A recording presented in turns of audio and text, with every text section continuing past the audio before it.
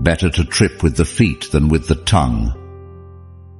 Imagine a world where your silence can speak louder than words, where your calm can overpower the chaos around you. Today we're diving deep into the art of silence, a concept so powerful yet so underrated in our noisy, hectic world. I want you to think about the last time you felt overwhelmed by gossip, insulted without cause, or unjustly criticized. Frustrating, wasn't it? Now imagine handling those moments with such serene composure that you emerge not just unscathed, but stronger, more dignified, and at peace. This isn't just about staying quiet. It's about harnessing the power of silence as a strategic response, a tool for personal growth, and a path to inner peace. Stoicism teaches us that sometimes the most impactful statement we can make is to simply not react, to let our silence do the talking. It's about being so firmly rooted in your values and self-worth that the storms of life can't shake you. So, if you're tired of the endless cycle of reacting, retaliating, and regretting, stay with me. Today, we'll explore how to turn your silence into your strength, how to stand stoically amidst life's tumults, and how sometimes saying nothing at all can say everything. And before we dive into this journey of silent strength, remember to hit that subscribe button and stay with us throughout the entire video. Every moment is a step closer to mastering the art of stoic silence and transforming your life. Number 1. When dealing with gossip. Imagine someone spreads a rumor about you, and it's flying from person to person like wildfire. Your name is being whispered in hallways, typed in chats, and you're standing there, right in the eye of the storm, feeling that urge to jump in and correct every misheard word, every exaggerated story. But wait, Stoicism teaches us to step back. Why? Because when we engage with gossip, we give it more energy, more life. Instead, think about the power of silence. By not adding your voice to the cacophony, you're starving the gossip of its very essence, attention. Now, I'm not saying this is easy. It's tough to hear falsehoods and not fight back. But consider this: your peace of mind, your inner tranquility, is worth infinitely more than the fleeting satisfaction of correcting a rumor. Stoicism doesn't ask us to be passive, but to be strategic. In silence, there's strength. In non-reaction, there's power. Remember, the people who matter, the ones who truly know you, won't be swayed by idle talk. And those who believe the gossip, well, they're not your concern. Focus on your actions, your character, your integrity. These are what truly define you, not the whispers of naysayers. So the next time you're tempted to tackle gossip head-on, take a moment, breathe, remind yourself of your stoic armor, embrace the silence, and watch the power it gives you. In that silence, you're not just avoiding negativity, you're rising above it. You're choosing a path of dignity, of self-respect, and ultimately, of peace. Number 2. Navigating the storm of insults with stoic wisdom. It's something we've all faced at one point or another. Those sharp words that seem to cut a little too deep, that sting that lingers a bit too long. Whether it's in person, online, or even subtly disguised as a joke, insults can shake even the sturdiest of us. When someone insults you, they're often revealing more about their character than yours. Their words are a reflection of their own struggles, insecurities, or even just a momentary lapse in judgment. Stoicism teaches us to see this clearly, to separate ourselves from the venom of their words, and to find a place of such profound inner strength that those words just lose their power. But how? First, by recognizing that the only opinion truly capable of defining you is your own. You are the captain of your soul, the master of your fate. When insults come your way, you have a choice. You can engage, retaliate, and let those words seep into your core, or you can rise above, secure in the knowledge of who you are and the values you uphold. This isn't about ignoring or suppressing your feelings. It's about acknowledging them, understanding why the insult hurts, and then choosing not to grant it the power to disrupt your peace. It's about responding, not reacting. Maybe that response is silence, a simple, powerful silence that says, "Your words do not define me." And remember, Stoicism doesn't mean you don't seek support or speak out against abuse. It means you control what you can, your response, your emotions, your dignity. You can't control what others say, but you can control whether you accept or reject their words internally. By navigating the storm of insults with Stoic wisdom, you're not just protecting yourself, you're elevating yourself.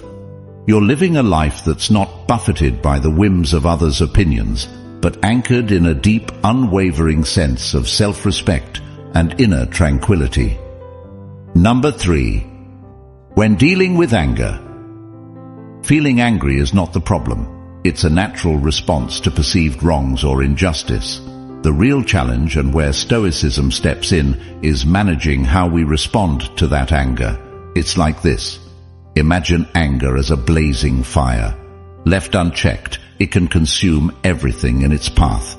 But if we approach it with the calm, composed mindset of a Stoic, we can contain the fire and use it to illuminate rather than destroy. So, how do we do this? It starts with a pause. This might seem trivial, but it's incredibly powerful. In that moment of pause, you create space between the trigger and your response. You give yourself the chance to choose how to react, rather than being swept away by the tidal wave of anger. Now, in that space, ask yourself, why am I angry? Stoicism teaches us to look beneath the surface. Often our anger stems from a sense of hurt, threat, or injustice. But by understanding its root, we can address the underlying issue more effectively than if we just lash out. Here's where it gets even more interesting. Stoicism doesn't just ask us to examine our anger, it invites us to question its validity. Is our perception accurate? Have we interpreted the situation correctly? By challenging our assumptions, we might find that our anger is based on a misunderstanding or a skewed perspective. But what if the anger is justified? Stoicism doesn't say we should suppress it. Instead, it offers the concept of constructive anger. Yes, there's such a thing. It's anger that's controlled, directed, and used for positive change. Think of it as a tool, not a weapon. It can motivate us to address injustices, stand up for ourselves, or make important changes in our lives. Yet, even justified anger should not control us. The Stoic philosopher Seneca likened anger to temporary madness. So, while we can acknowledge our anger and use it constructively, we must not let it cloud our judgment or dictate our actions. In practicing these Stoic principles, we don't become emotionless. We become masters of our emotions. We learn to respond to anger with reason, wisdom, and integrity. And in doing so, we not only avoid causing harm to ourselves and others, but we also cultivate inner peace and resilience. Number 4. When criticized unjustly. When you face unjust criticism, Stoicism encourages you to pause and take a deep breath.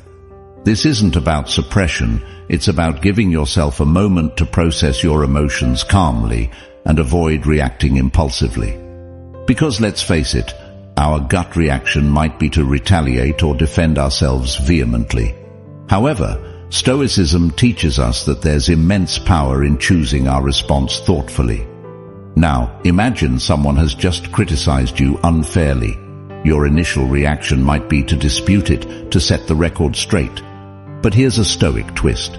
Ask yourself, does this criticism, true or not, define who I am? Remember, your value and self-worth are not contingent upon others' opinions or judgments. Stoicism imparts the wisdom that our core identity and integrity remain intact, regardless of external appraisal. Next, consider the source of the criticism. Stoicism prompts us to reflect on the critic's intentions and perspectives. Often, unjust criticism is more about the critic's perceptions, insecurities, or their own internal struggles than it is about you. By understanding this, you can see the criticism for what it truly is, a reflection of the critic, not you. But here's where Stoicism doesn't mean passivity. If there's a kernel of truth in the criticism, even if it's delivered unfairly, use it as an opportunity for growth. Analyze it objectively. Is there something valuable you can learn? Something you can improve? Stoicism encourages us to use every experience, even the unpleasant ones, as fodder for personal development. Now let's talk about maintaining your tranquility. Stoicism teaches that your peace of mind is paramount and should not be easily disturbed by external events, including criticism. By detaching your emotional well-being from others' opinions, you shield your inner peace from the fluctuating tides of praise and blame. Number 5. When dealing with loss. Loss is an inevitable part of our human experience, whether it's losing a loved one, a relationship, a job, or even an aspect of our identity. It's raw, it's real, and it can be deeply painful.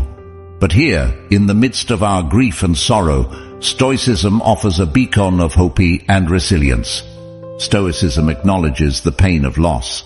It doesn't ask us to suppress our grief or pretend it doesn't hurt. Instead, it offers us a framework to process our loss more healthily and constructively.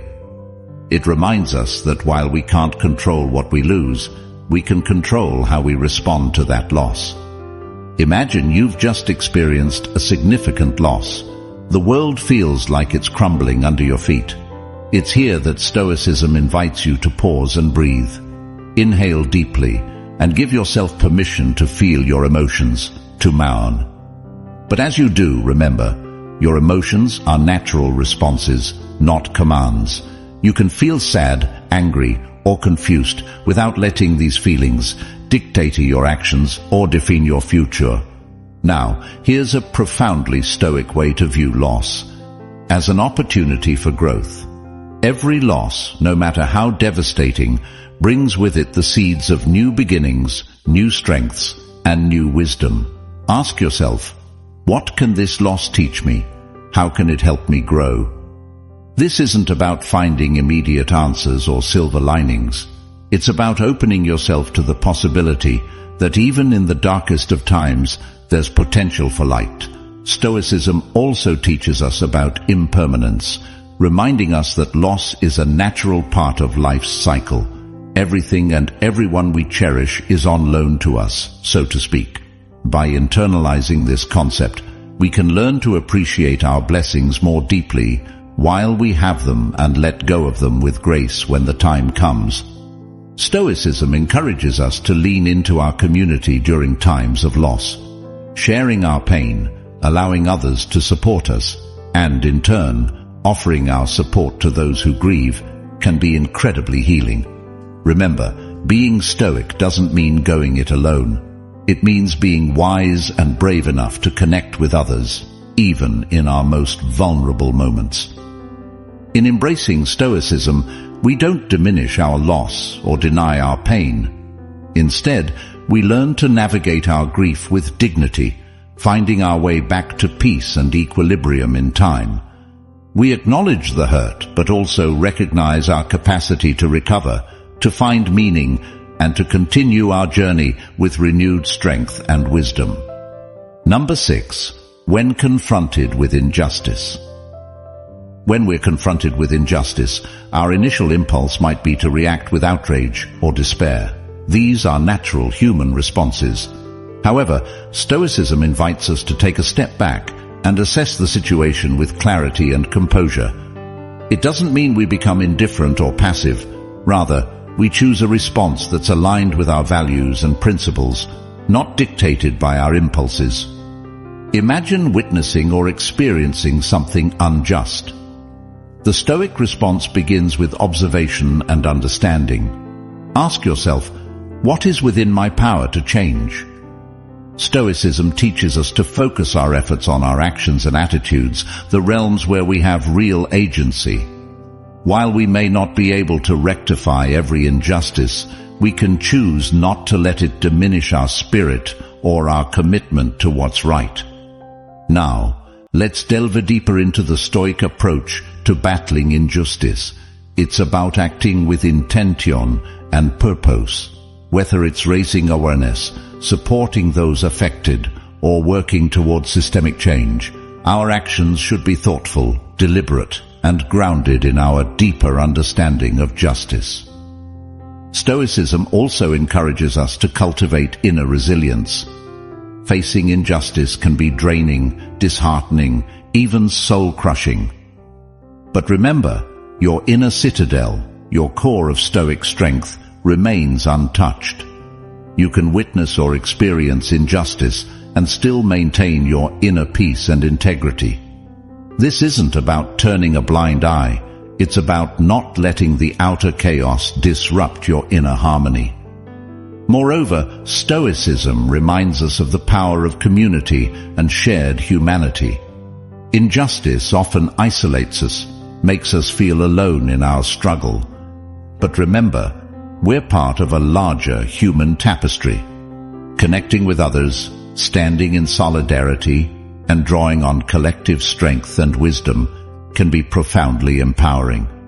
In embracing a Stoic approach to injustice, we find a balanced path forward. We act not out of impulsive anger or despair, but from a place of measured, principled strength. We acknowledge our emotions without letting them overwhelm us. We focus on what we can do, however small, to contribute to justice and fairness. Number 7. Navigating the seas of ignorance with Stoic grace. When faced with ignorance, our first reaction might be to argue, correct, or even belittle the other person's viewpoint. It's natural to want to set things right. However, Stoicism invites us to pause and approach the situation differently. Instead of seeing ignorance as a battle to be won, view it as an opportunity to practice patience, empathy, and understanding. Imagine you're in a discussion and someone presents a perspective that's not just different, but blatantly uninformed. The Stoic approach. First, listen. Really listen. Try to understand where this person is coming from. What experiences or fears might be shaping their views? By truly listening, you're not endorsing their ignorance. You're simply giving yourself the space to respond thoughtfully rather than reactively. Next, ask yourself if this is a moment for teaching or a moment for learning. Sometimes the most Stoic response is to offer information gently and respectfully, without expectation or attachment to the outcome. Other times it might be more productive to ask questions, to learn why they hold these views, or even to reflect on what this encounter teaches you about patience and humility. But what if the ignorance you're facing is harmful or dangerous? Stoicism doesn't ask us to be passive in the face of injustice or misinformation.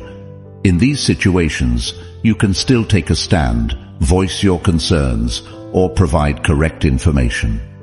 The key is to do so with composure, not letting anger or frustration take the wheel. Stoicism also reminds us to choose our battles wisely. Not every ignorant statement needs correcting. Sometimes the most graceful and effective response is to simply walk away, conserving your energy for more fruitful discussions or actions. And remember, navigating the seas of ignorance isn't just about dealing with others. It's also about confronting our own blind spots. Stoicism teaches us to be lifelong learners, always open to expanding our understanding and challenging our assumptions. Number 8. The Stoic silence amidst boasts. When someone boasts, they are often seeking validation or admiration from those around them. This need for external approval can stem from insecurity or a desire to be seen as successful in the eyes of others. Stoicism teaches us to empathize with this need without getting swept up in it. Remember, true worth and contentment come from within, not from external accolades or recognition. Now imagine you're in a situation where boasts are flying thick and fast. The Stoic approach isn't to belittle or confront, but to listen quietly and reflect inwardly. By choosing silence, you're not giving in to the competitive urge to one-up the boaster or to validate their need for attention. Instead, you're staying true to your values, focusing on your own path and sense of self-worth. This silence is far from passive. It's an active, powerful choice. It speaks volumes about your confidence and self-assurance. It shows that you don't need to join the chorus of self-congratulation to feel secure in your achievements or worth. Moreover, this silence allows you to observe, to learn about others, and perhaps to understand what drives their need to boast. But what if the boasting becomes too much, tipping over into arrogance or even falsehoods? Even here, Stoicism counsels us to weigh our response carefully. If a response is necessary, it should be measured, kind, and rooted in truth, not driven by a desire to deflate or humiliate. Embracing silence in the face of boasting also offers a moment for self-reflection. It's an opportunity to examine our reactions and ask ourselves why the boasting affects us. Are we feeling insecure, competitive, or overlooked? By understanding our emotions, we can address our own needs and insecurities more effectively than by engaging in a battle of egos. In practicing the Stoic silence amidst boasts, we cultivate inner peace, humility, and a deep-seated confidence that doesn't depend on external validation. We learn to appreciate our own worth without needing to broadcast it, and we offer others the space to express themselves, even if their way doesn't resonate with us. Number 9.